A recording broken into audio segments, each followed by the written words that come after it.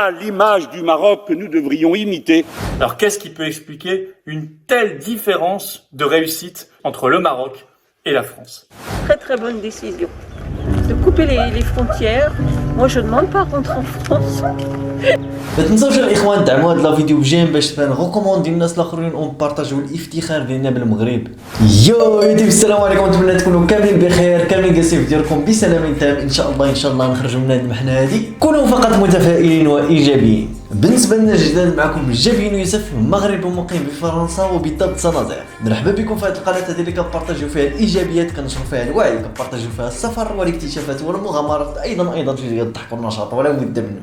الفيديو ديال اليوم الاخوان نشوفوا فيه شي حوايج اللي كتفرحنا حنا كمغاربه. العالم كامل انبهر واندهش من قدرات المغرب. هذا افتخار لنا يا مغاربه. استراتيجيه المغرب في هذه الازمه هذه يضرب بها المثل في العالم باسره وخصوصا فرنسا. البارح 28 ابريل في المجلس الفرنسي كان واحد الاجتماع وكانوا بعض الاحتجاجات، بحيث ان المسؤول من حزب اليسار جون لوك ميلونشون قال واحد كلمه اعتراف بالمغرب يا اخوان. هو اصلا تولد في المغرب وبالضبط في طنجة، طنجاوي سنة 1951، ذو جنسية فرنسية، ولكن ما نكرش انه تزاد في المغرب، بحيث قال لهم في المجلس سي مون بيي ناتال، يعني البلاد فين تزاديت، ما نكرش البلاد فين تزاد.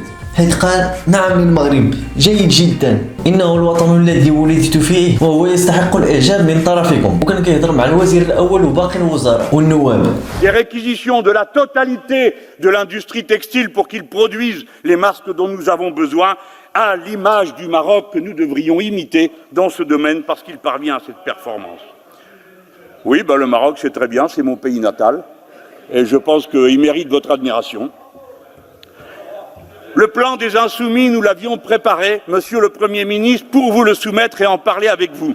واو مغرب الاخوان، الحمد لله المغرب غادي في التطور الاخوان. دابا حاليا كنصنعوا 7 المليون الكمامات في النهار، ومن هنا لقدام غنوصلوا 10 المليون ان شاء الله. وكما كنقول لكم دائما المغرب في تقدم يا اخوان، دائما في تقدم ولله الحمد. حنا راه متحكمين في هذا الوباء هذا مقارنه مع الدول العظمى، وان شاء الله الاخوان سنخرج منتصرين ضد هذا الوباء والنصر لنا. يس. ايضا الاخوان تلقيت واحد الفيديو ديال واحد الفرنسي كيدير المقارنه بين المغرب وفرنسا. تسمع الاخوان واحد المقارنه اللي داكشي اللي دار المغرب ما درتوش فرنسا، والقرارات والاستراتيجيه اللي درت المغرب ذكيه جدا، وقال شي حوايج على المغرب اللي يزيدوا يفرحونا الاخوان.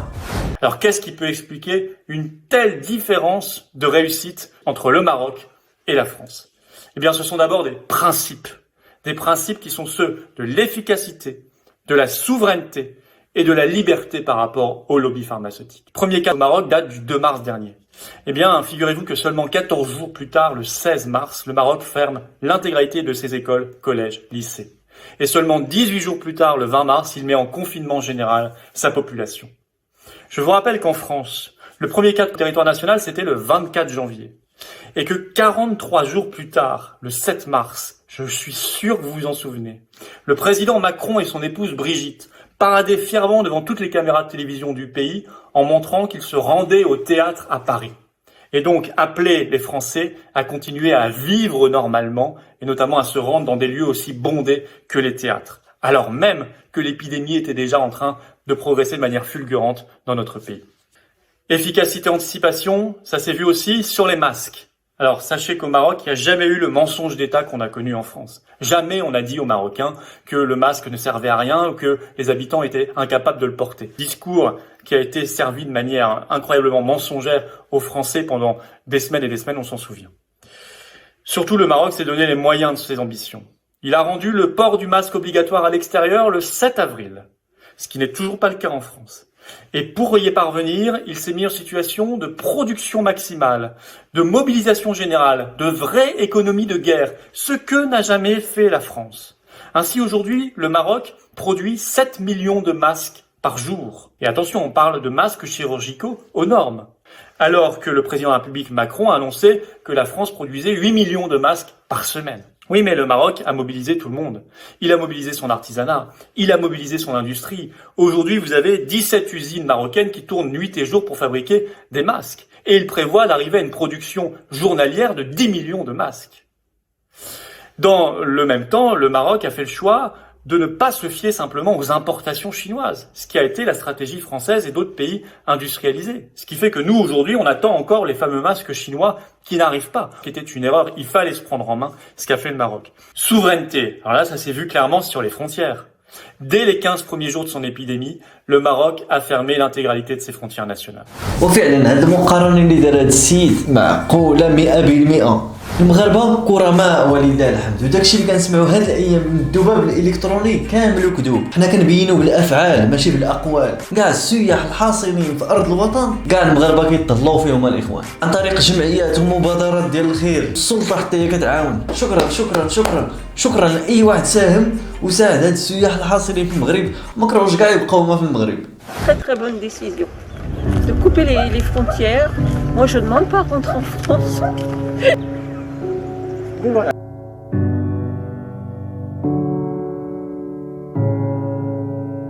المرجة الزرقاء بمولاي بوسلهام تبدو في زمن الحجر الصحي في كامل زينتها. رغم توقف السياحة لا يزال بالمنتجع الدولي مولاي بوسلهام أزيد من 40 سائحا عالقا بسبب إغلاق الحدود. فاعلون الجمعويون يقوم هؤلاء بين الفينة والأخرى بتوزيع سلال غذائية متنوعة تعبيرا عن روح الضيافة المغربية الأصيلة. قمنا بالبادرة الأولى اللي هي عبارة عن مواد غذائية، ودابا هذه البادرة الثانية اللي هي مجموعة من مواد الخضر والفواكه اللي وزعناها على هاد الناس القاطنين عندنا بهذا المخيم. تنشكر الدولة، تنشكر المغرب، تنشكر كل شيء، وجزاكم الله خيرا.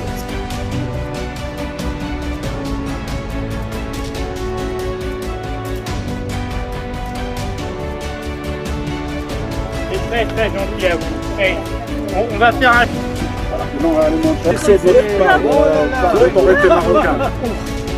Merci beaucoup. Merci, merci. Merci.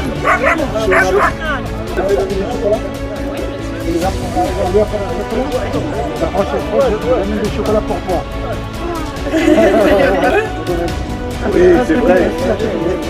C'est vrai. Ah, merci. Oh, c'est génial. Merci. Vraiment sympathique. Merci. Tout ça, c'est pour nous? Oui, oui, oui. C'est Noël. Bravo le Maroc, bravo. Ça me fait plaisir de... Perfect. I'm happy. You are happy. Je liebe Marokko. Jamais rien d'impossible. Moi, je sais. Montez le moral. Et soyez les bienvenus. شكرا لاي واحد ساهم في المساعده ديال هاد السياح. كتعطي واحد الصوره ايجابيه للمغرب، واحد الصوره مشرفه لبلادنا، كتبينوا للعالم باسره اننا مغاربه كرماء، المغاربه فاعلي الخير. الذباب الالكتروني ما عنده باقي ما يقول، صافي سالينا. لا الذباب واحد الدبانه خصها تكون غير الكترونيه. الذباب الالكتروني. انظروا ماذا فعل المغرب، انظروا الى ما وصل اليه المغرب، انظروا الى اسيادكم في فرنسا وفي سويسرا وفي الولايات المتحدة الامريكية يشكرون المغرب ويضربون المثل بالاستراتيجية والعمل الجبار الذي قام به المغرب في هذه الازمة. فكفاكم من الحسد، فنحن نبين ونبرهن للعالم بالافعال ليس بالاقوال. يا ذباب الكتروني اتقوا الله، نحن في شهر رمضان، شهر المغفرة، شهر البهجة والسرور والايجابيات لا للفتنة.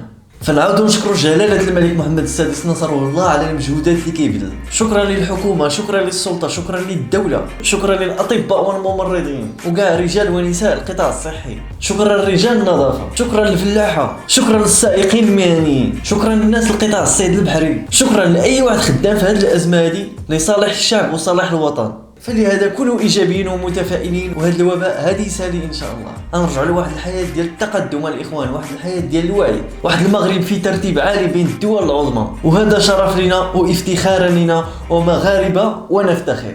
الى هنا سالينا لا فيديو الاخوان، نتمنى ان عجبتكم وبارطاجينا هذا الافتخار بالمغرب الاخوان، والاستراتيجيه اللي دارت المغرب من احسن الاستراتيجيات في العالم باسره. فما تنسوش تبارطاجيو هذا الفيديو مع كاع المغاربه باش يزيدوا الافتخار ديالهم. وشكرا لكم على الدعم وعلى التعاليق الايجابيه. وما ننساش نقول لكم ان غدا مع 4 العشيه ان شاء الله غادي نديروا لايف في يوتيوب وغنعلنوا على الثلاث الفائزين ديال المسابقه ديال التعليق الايجابي. فشكرا لكم على المتابعه، وتهلاو في رزقكم، تهلاو في والديكم، تهلاو في الصحه ديالكم، ودائما دائما دائما الوقايه خير من العلاج من فيروس كورونا. على مولانا.